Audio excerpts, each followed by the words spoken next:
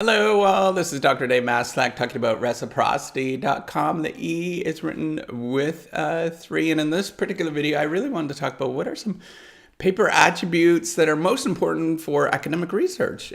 So I'm a professor of innovation strategy and entrepreneurship, and I was asked this on Quora from Daniel Leppert, I thought this would be a really cool little video to put out there for my thesis help series for anybody that's interested in getting into research and academic research and that kind of stuff. So the 3 attributes that Daniel suggested were impact, originality, and methodology. I think that those are really good sort of ways to view a standard paper, right? So impact meaning, who is actually paying attention to that research, right? So which people are actually deferring judgment to that paper. If you think about what that is, it's actually an indicator of status. If there's higher sort of status individuals who are paying attention to that particular idea, and paying attention to it could be citations, but it also could be just kind of in the general discussion, or people think that's an interesting idea. It's not always citations, but that's one way to measure sort of impact. And you have to think about, which people are actually paying attention to that. Is it central actors that are in a particular field, or non-central actors that are paying attention to that field? The sort of second attribute is thinking about originality. Is this something this idea that was developed in that research paper, is that novel?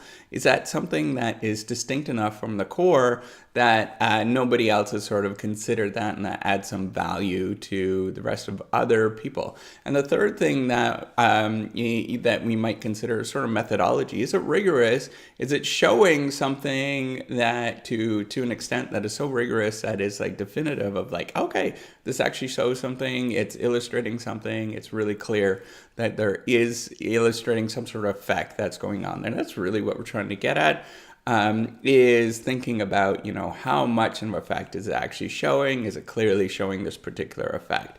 And now those 3 attributes are really sort of synonymous with a particular research paper. And it really depends on sort of thinking about those attributes or traits. It depends upon if you think that they're separable, or they are actually intertwined or part of a particular sort of idea. So sometimes, if you have a very good methodology that's really novel and interesting, that might be original idea that also might it might also have a large impact on what people are paying attention to. So sometimes it's really hard to tease those apart. And generally, papers that are really crystal clear and they're really straightforward and they show a particular effect, they generally tend to have a better impact in the long run. So it really depends on the strategy that you're going to choose. And the strategy, if you're looking from the strategy literature, there's kind of 2 ways. And there's a video that I have done in the past. 2 ways to think about sort of general strategies. One way is sort of a cost leadership strategies, where you try to produce as much as you possibly can and don't worry about the particular quality.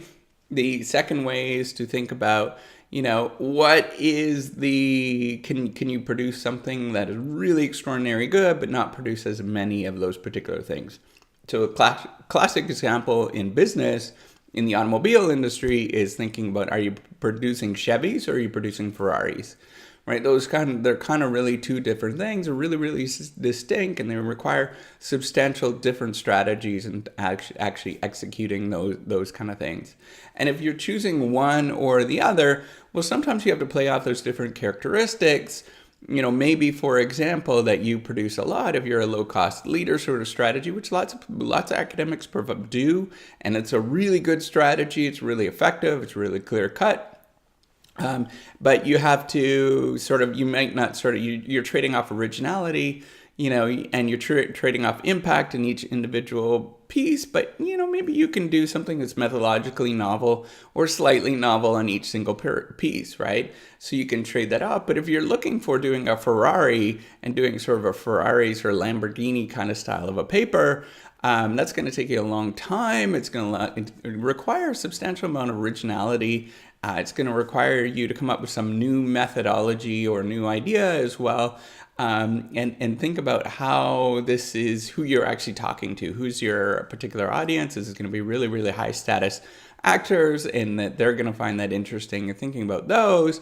And it makes a little bit more sense that, to tackle all three of those is going to be really difficult. And you can imagine in terms of sort of academic progress, that all requires a lot of time. But this sort of Ferrari style, Lamborghini style, you're building something up from the beginning. It's going to take a lot longer than it is to do this sort of building a Chevy and sort of making a lot of different things along the way. And that's what you kind of have to think about as you're doing them.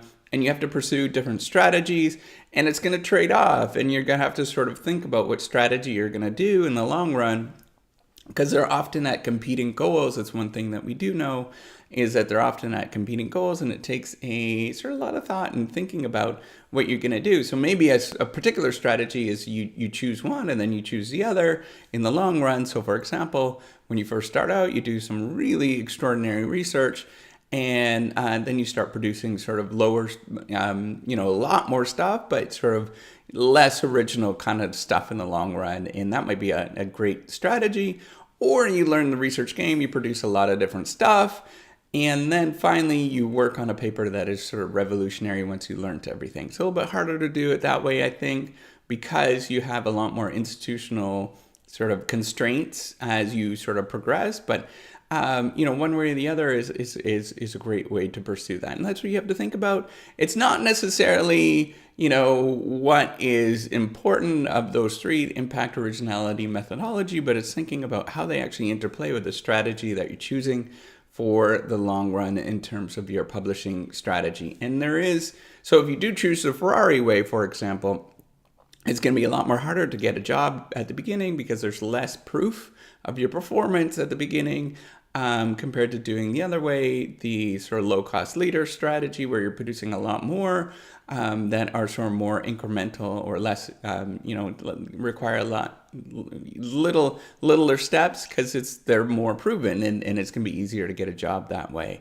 And so there's a big trade-off in terms of what's going to happen. Generally, the Ferrari, Lamborghini style will yield in a long run, very, very long run, 30, 40 years, better impact. But, that's a long ways to wait for a lot of people. So you have to decide and trade off what those particular things are. So hopefully if you enjoyed this video, give me a thumbs up, especially you, Daniel Leopard. Really appreciate you asking me that question. And if you have any more questions, feel free to ask. All right, we will take care, and I'm looking forward to seeing you on the next video. Bye.